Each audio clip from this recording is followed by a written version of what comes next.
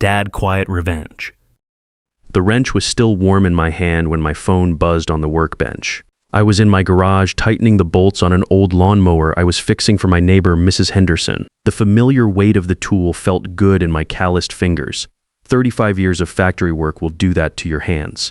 My phone lit up with a text message that would change everything. We're not coming tonight. Lucy doesn't need your negativity around her. Don't expect us for dinner. That was it. No explanation. No phone call. Just a cold message from my daughter-in-law, Beverly Palmer, at 3:47 p.m. on what was supposed to be our weekly family dinner.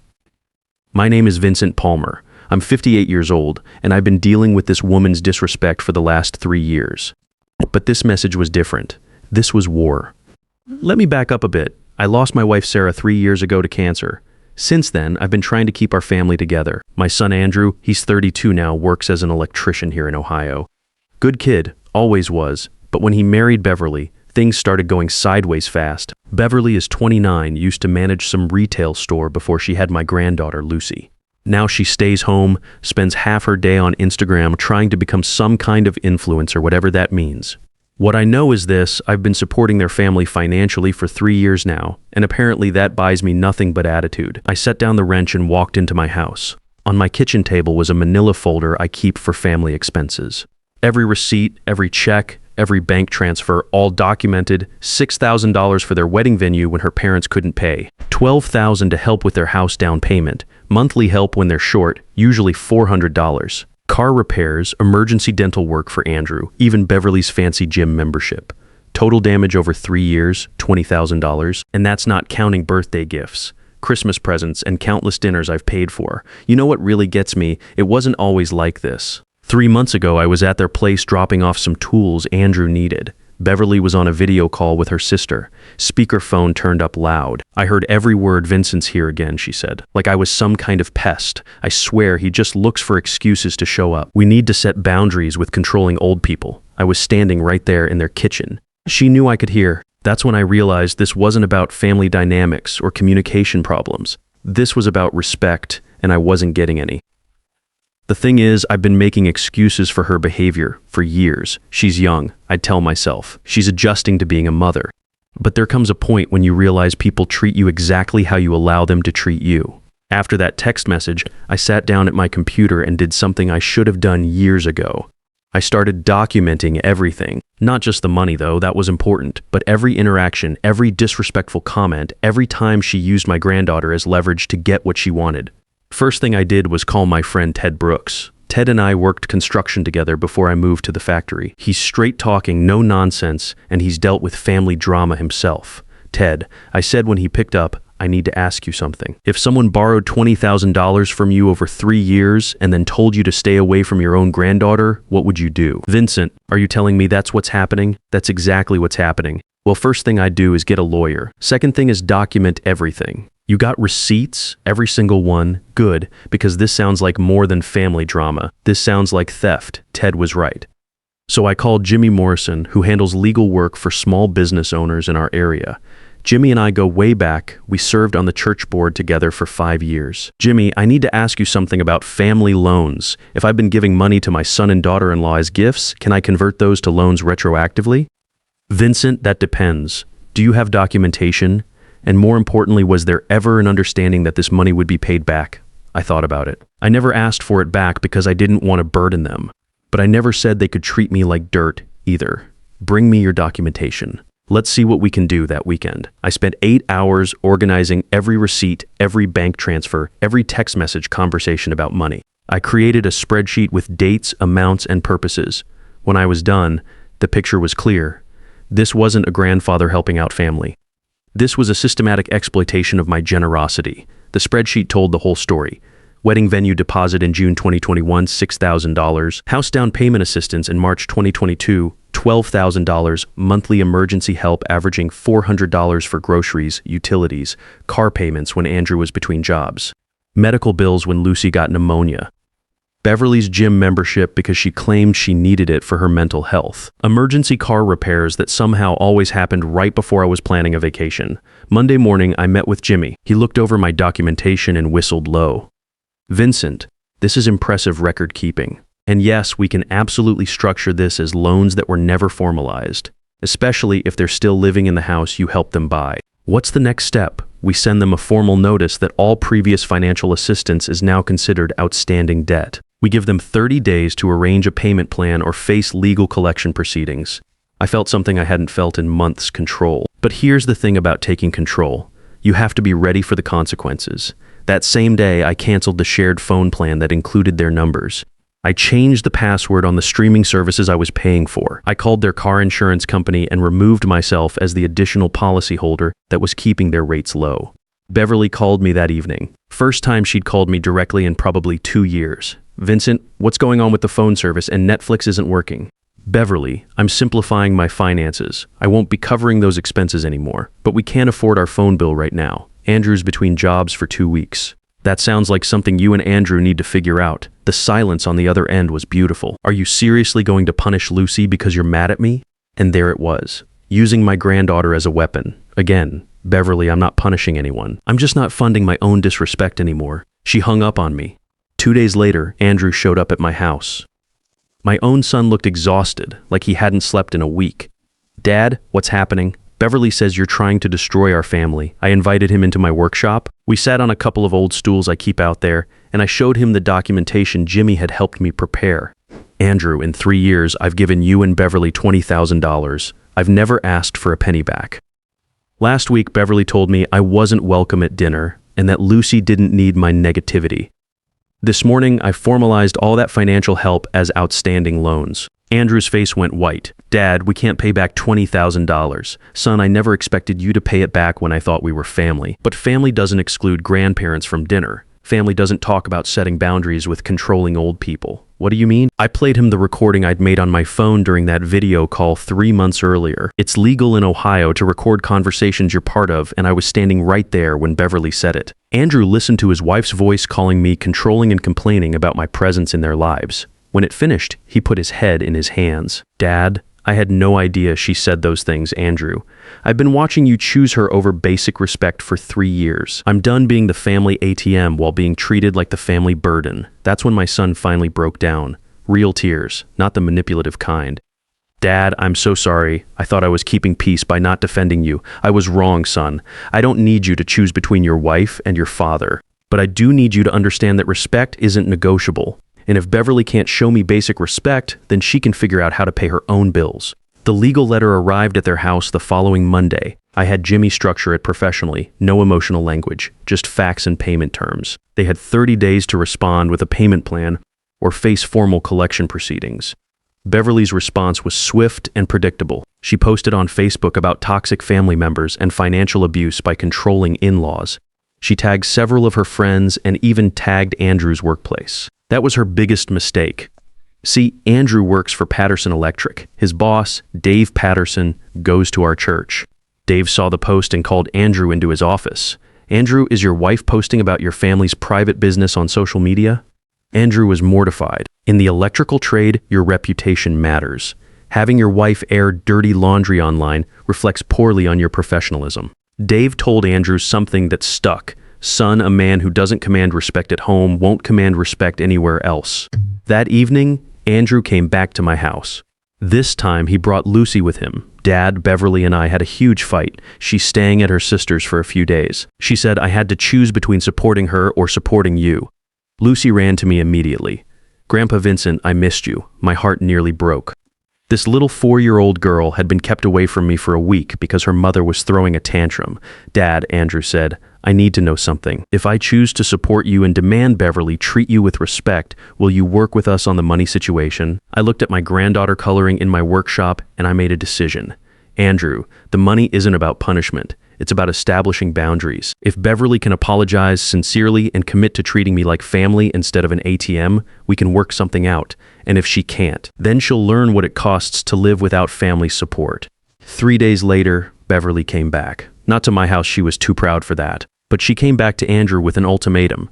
"You need to get your father to drop this legal nonsense, or I'm filing for divorce and taking Lucy back to my home state." Andrew called me immediately. "Dad, she's threatening to take Lucy away." "Son, let me ask you something. Do you think threats and ultimatums are how a loving wife should handle family problems?" That question hung in the air for a long moment. "No, Dad, I don't." then maybe it's time to consider that the problem isn't the money or the boundaries. The problem is that you married someone who thinks love means never having to respect anyone else. Jimmy Morrison helped Andrew file for emergency custody protection, ensuring Beverly couldn't take Lucy out of state during any divorce proceedings. We also established my grandparent rights legally. The paperwork was thorough. Jimmy explained Ohio law clearly. Grandparents have rights when they've been primary caregivers or when they've had substantial involvement in the child's life. My documentation of financial support, regular babysitting, and consistent presence at Lucy's doctor appointments made a strong case. Vincent, Jimmy said, Beverly can't just cut you out of Lucy's life because she's angry about money. The court recognizes that stable relationships with grandparents serve the child's best interests. The final straw came during a community event at our church. Beverly showed up and cornered me in the parking lot, thinking she could intimidate me in public. "You think you're so smart with your lawyers and your spreadsheets," she said, loud enough for several church members to hear. "But you're just a bitter old man who can't accept that families change." Pastor Williams heard the whole thing. So did Ted Brooks, Dave Patterson, and about 6 other men from our congregation. Dave Patterson walked over calmly and said, "Ma'am, I've known Vincent Palmer for 15 years. He's one of the most generous, hardworking men in this community. If you're having money problems, maybe you should look at your own choices instead of disrespecting the man who's been bailing you out." That's when the tide really turned. The community support was overwhelming. These are working people who understand respect and responsibility. They could see what was happening. Ted Brooks stepped up next. "Beverly, I don't know what kind of family you grew up in, but around here, we don't bite the hand that feeds us. Vincent lost his wife 3 years ago and has been trying to help you kids get on your feet. This is how you repay him." Beverly's face turned red. She wasn't used to being confronted by multiple people at once. Her social media echo chamber had convinced her she was the victim in this situation. "You all don't understand," she stammered. "He's trying to control our lives with money." Pastor Williams spoke up then, his voice calm but firm. "Beverly, I've been counseling families for 25 years. Control looks like demands and conditions. Generosity looks like what Vincent has been doing. The fact that you can't tell the difference tells me everything I need to know." The crowd was getting bigger. Word spreads fast in a small church community. Mrs. Henderson, the neighbor whose lawnmower I'd been fixing, came over with her husband. "Vincent Palmer fixed our mower for free last week," she announced loudly. "Wouldn't even accept payment. Said neighbors help neighbors." This young lady should be ashamed of herself. Beverly's social media campaign backfired completely. Instead of sympathy, she got comments from people defending me and questioning her character. The post she made about toxic family members got shared in local community groups, but not the way she intended. Comments started rolling in from people who knew me from work, from church, from around the neighborhood. Vincent Palmer is one of the good ones. "This girl doesn't know how good she had it. Some people just can't be grateful." 2 weeks later, Andrew came to my house with divorce papers. "Dad, I filed this morning. Beverly wants to fight for half of everything, including the house you helped us buy. What about Lucy? Joint custody. And you're listed as an essential family member for Lucy's well-being." Jimmy said Beverly can't interfere with your relationship with her. The settlement took 3 months. Beverly hired a lawyer from the next county over, someone who didn't know the local community dynamics. Big mistake. Her lawyer demanded 50% of the house value, alimony, and full custody with supervised visitation for Andrew. Jimmy was ready for this fight. He presented our documentation showing that Beverly had contributed virtually nothing to the household finances during their marriage. Her retail job barely covered her personal expenses, gym membership, clothes, dining out with friends. Andrew's electrician salary and my financial support had paid for everything else. The judge was a 62-year-old woman named Judge Martinez. She'd been on the bench for 15 years and had seen every kind of family dispute. When Beverly's lawyer tried to paint me as a controlling patriarch using money to manipulate the family, Jimmy presented the evidence differently. "Your Honor, Mr. Palmer is a widower who worked 35 years in manufacturing and has been trying to help his son's family achieve financial stability. The defendant has shown a pattern of accepting substantial financial assistance while simultaneously undermining Mr. Palmer's relationship with his granddaughter." Jimmy played the recording of Beverly complaining about my visits. He presented screenshots of her social media posts calling me toxic and controlling. He showed the timeline of my financial support matched with her increasing hostility toward family gatherings. The judge asked Beverly directly, "Mrs. Palmer, can you explain why you accepted $20,000 in financial assistance from Mr. Palmer while simultaneously posting on social media that he was toxic to your family?" Beverly's answer was telling. "I felt like we deserved that help.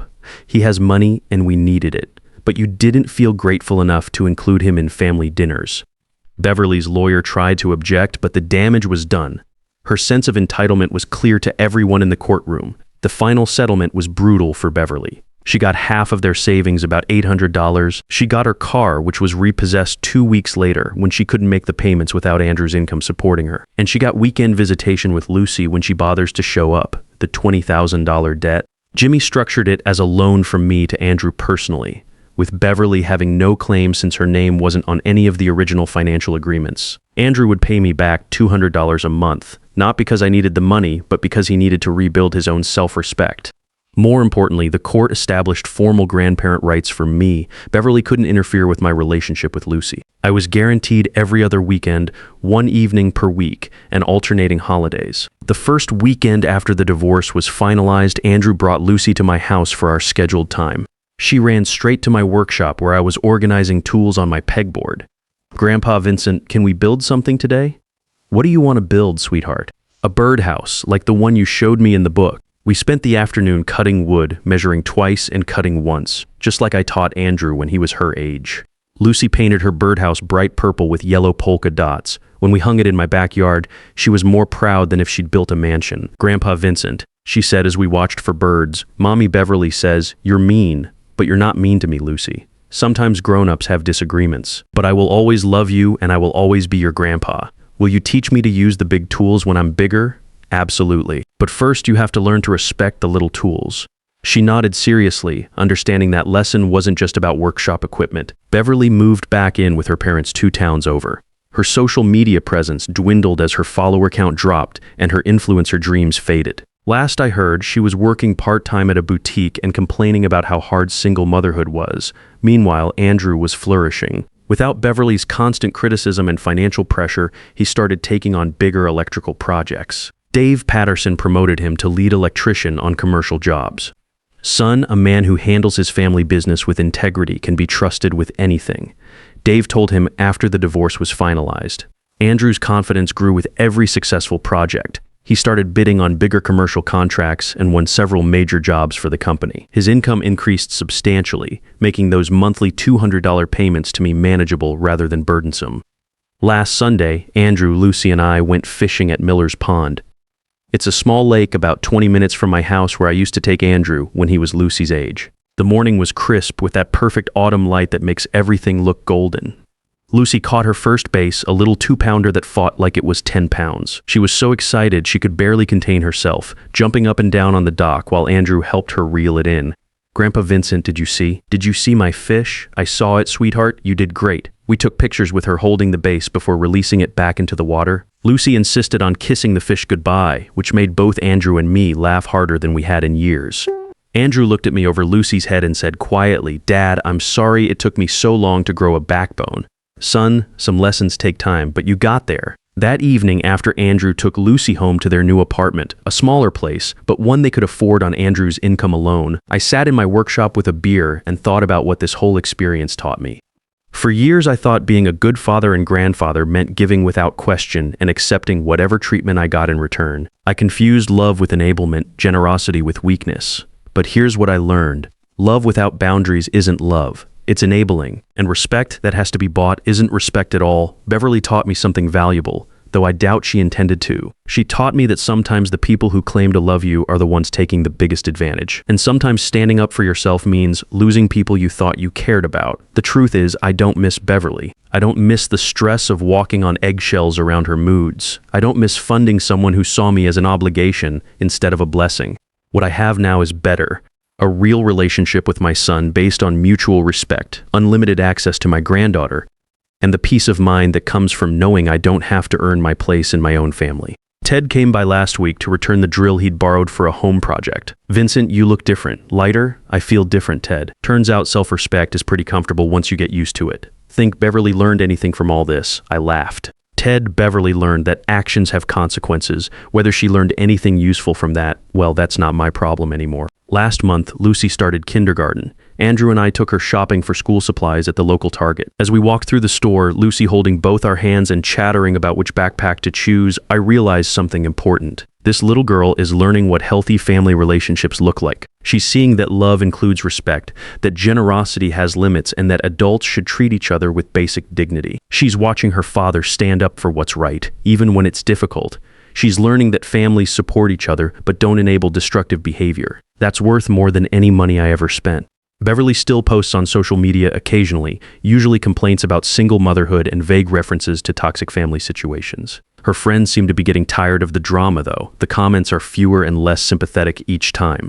Her latest post was about how some people use their money to control others and how she's stronger for walking away from toxic financial manipulation. It got 3 likes and 1 comment from her sister saying, "Stay strong, girl." Meanwhile, Andrew has been promoted to supervisor at Patterson Electric. He's managing a team of 4 electricians on a major hospital renovation project. Dave Patterson told him, Andrew leadership isn't just about technical skills. It's about earning respect through consistency and integrity. Last weekend, Lucy spent Saturday at my house. We built another birdhouse together in my workshop, this one painted bright blue with white trim. As we worked, she asked me about Beverly. Grandpa Vincent, why doesn't Mommy Beverly like you? I thought carefully about how to answer. Lucy, sometimes grown-ups have disagreements about what's important. Your Mommy Beverly and I don't agree about how families should treat each other. Do you still love her? I hope she finds happiness, sweetheart. But love means different things to different people. Lucy nodded seriously and went back to painting. At 4 years old, she somehow understood that some questions don't have simple answers. As I write this, it's been 10 months since that text message that started everything. 10 months since Beverly decided I wasn't welcome at my own family dinner. The funny thing is, I should thank her. Her disrespect forced me to stand up for myself in a way I hadn't done in years. Her greed taught me that enabling someone's irresponsibility isn't love, it's weakness. Most importantly, her attempts to push me out of the family showed me who really valued my presence and who was just using me for what I could provide. Andrew and Lucy come over every Sunday now. We cook dinner together, work on projects in my garage, and Lucy helps me with my garden. Real family time, built on choice and respect instead of obligation and guilt. That's what love looks like when it's earned instead of demanded, when it's based on respect instead of dependency. Beverly never did apologize. I never expected her to. Some people are constitutionally incapable of taking responsibility for their actions.